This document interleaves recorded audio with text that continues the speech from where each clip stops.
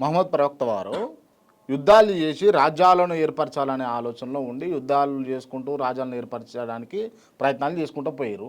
అటు యేసు ప్రభు అనేటటువంటి పర్సన్ ఎక్కడ కూడా యుద్ధం చేయకుండా శాంతియుతంగా శాంతిని చెప్తూ శాంతిని ప్రకటిస్తూ శాంతింపజేసాడు అందరినీ కూడా.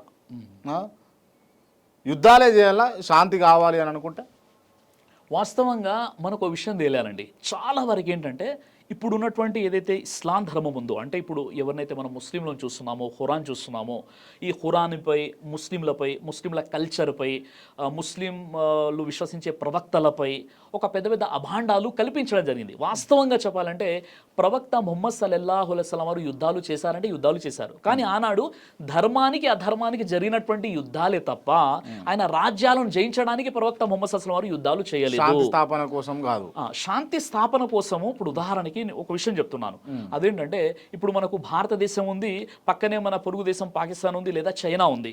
ఇప్పుడు చైనా లేదా పాకిస్తాన్ భారతదేశంపై యుద్ధం చేయడానికి వస్తే భారతీయుడిగా మనం ముందుండి ఆ యుద్ధాన్ని ఎదుర్కొంటాం కదా, మనం కూడా యుద్ధం చేస్తాం కదా.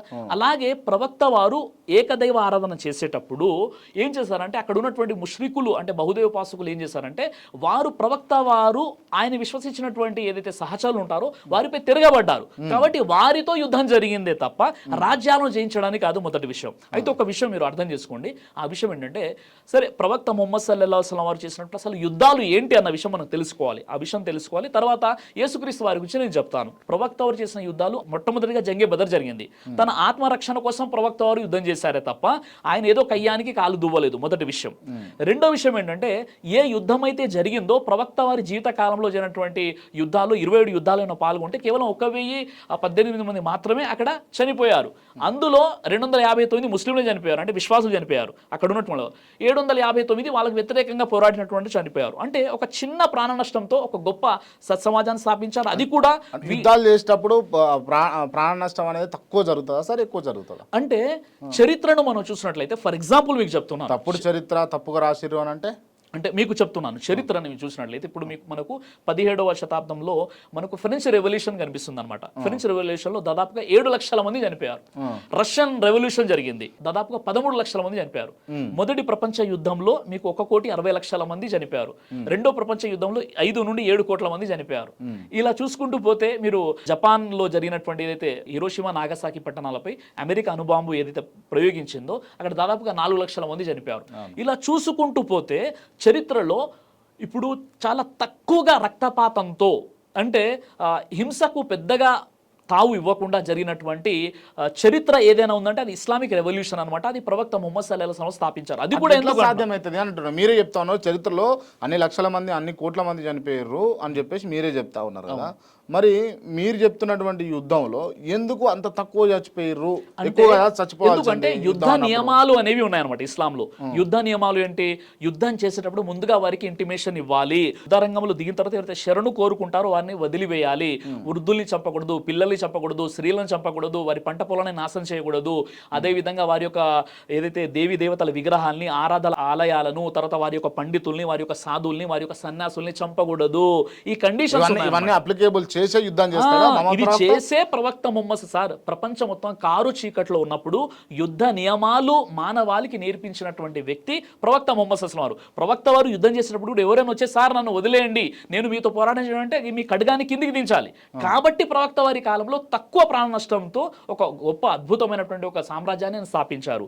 అదే నేను గతంలో ఇప్పుడు మీరు అడిగారు ఆ క్వశ్చన్ ఏంటంటే ఇప్పుడు యేసుక్రీస్తు వారు ఉన్నారు కదండి, మళ్ళీ యేసుక్రీస్తు వారు ఎవరిని చంపలే, యుద్ధం కూడా చేయలేదని చెప్పేసి బైబుల్ చదివేటటువంటి వ్యక్తులు లేకపోతే క్రైస్తవ్యాన్ని నమ్మినటువంటి వ్యక్తులు చెప్పేటటువంటి అంశం. అయితే ఈ విషయం మనం అర్థం చేసుకోవాలి. ఇప్పుడు ఉదాహరణకి నా దగ్గర బైబిల్ ఉందండి, నా దగ్గర ఈ బైబిల్ ఉందండి.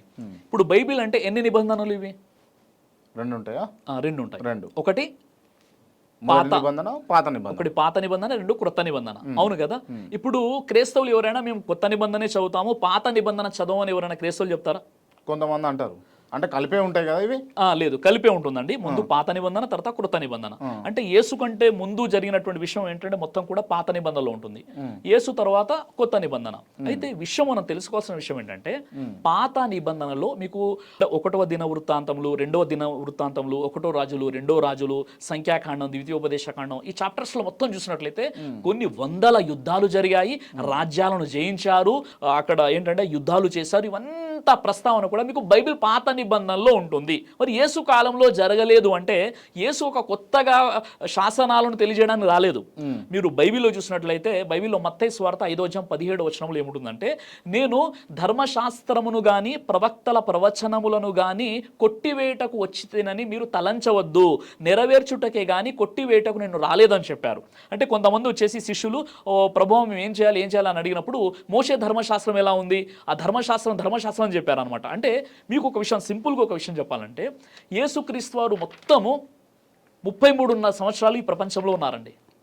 33.5 సంవత్సరాలే ఉన్నారనమాట. అంటే యవ్వనంలోనే దేవుడు ఆయన్ని తన వైపునకు లేపుకున్నాడు. అయితే యేసుక్రీస్తు వారు 3.5 సంవత్సరాలు మాత్రమే సువార్త ప్రకటించారు. యేసుక్రీస్తు వారు కేవలం 3.5 సంవత్సరాలు మాత్రమే.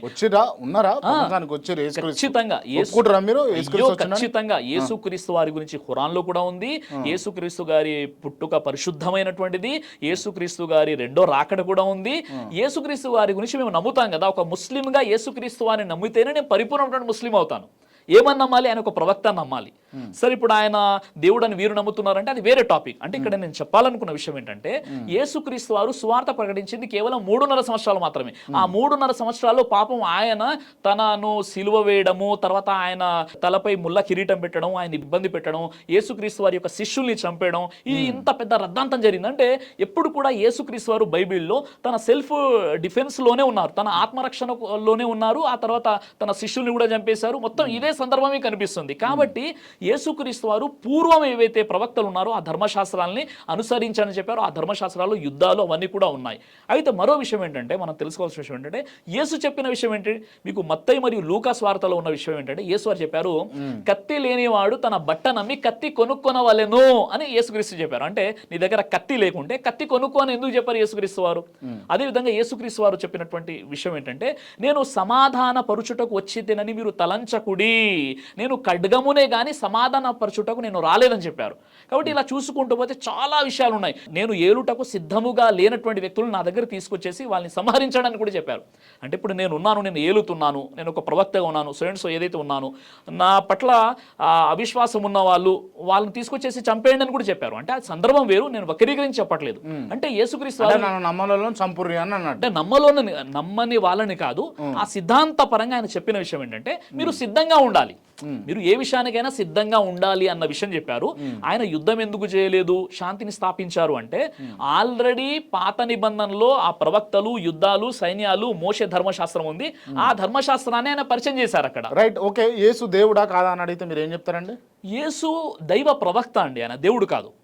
మార్కు సువార్త 12:29 యేసు గురించి చెప్పారు, ఓ ఇజ్రాయిలు విను, మన దేవుడు అయినటువంటి ప్రభు అద్వితీయుడు అని చెప్పారు. మత్తయి సువార్త 23:9 యేసు గురించి చెప్పారు, భూమి మీద ఎవరికి తండ్రి అని పేరు పెట్టవద్దు, ఒక్కడే మీ తండ్రి అయిన పరలోకమందు ఉన్నాడని చెప్పారు. తండ్రి నాకంటే గొప్పవాడు, తండ్రి మనందరికంటే గొప్పవాడు. ఈ విధంగా యేసు పెందలకంటే లేచి ఇంకా చాలా చీకటి ఉన్నా కానీ అరణ్య ప్రదేశంలోకి వెళ్ళి అక్కడ ప్రార్థన చేయుచుండెను. యేసు తనకు అతీతంగా ఉన్నటువంటి ఆ దైవాన్ని ఆరాధించాడు. కాబట్టి యేసుక్రీస్తు వారు ఒక ప్రవక్త. దైవ ప్రవక్త ముహమ్మద్ సల్లల్లాహు అలైహి వసల్లం వారు తెలియజేశారు, కడుపుకు సంబంధించినటువంటి అన్ని రకాల వ్యాధులకు అద్భుతమైనటువంటి ఔషధం తల్బీనా. ఇది దైవ ప్రవక్త వారి సున్నత్, మంచి ఆహారం, ఇమ్యూనిటీ బూస్టర్, ఇందులో షిఫా ఉంది. ఇది మంచి ఔషధంగా కూడా పనిచేస్తుంది. కాబట్టి పిల్లలు అయినా పెద్దలు అయినా ఎవరైనా దీనిని ఉపయోగించవచ్చు. అలాగే ఖురాన్లో దైవం తెలియజేశాడు, తేనెలో మీకు స్వస్థత ఉంది అని. కాబట్టి స్వచ్ఛమైనటువంటి ఫారెస్ట్ హనీ కోసం మీరు సంప్రదించండి. అలాగే పురుషుల కోసం ప్రత్యేకంగా తయారు చేయబడినటువంటి షాహీ హల్వా, ఇది లైంగిక సమస్యలను దూరం చేసి శృంగార సామర్థ్యాన్ని పెంచుతుంది, మీ దాంపత్య జీవితంలో మంచి అనుభూతినిస్తుంది. ఇందులో ఎలాంటి సైడ్ ఎఫెక్ట్స్ లేవు. ఇది కంప్లీట్గా హెర్బల్ ప్రొడక్ట్స్తో తయారు చేయబడినటువంటిది. కాబట్టి స్క్రీన్ పై కనిపిస్తున్నటువంటి ఈ నెంబర్స్కి కాల్ చేసి మీరు ఇప్పుడే ఈ ప్రొడక్ట్స్ని ఆర్డర్ చేసుకోవచ్చు. కొరియర్ ఫెసిలిటీ కూడా ఉంది. ఆలస్యం ఎందుకు, వెంటనే ఆర్డర్ చేయండి.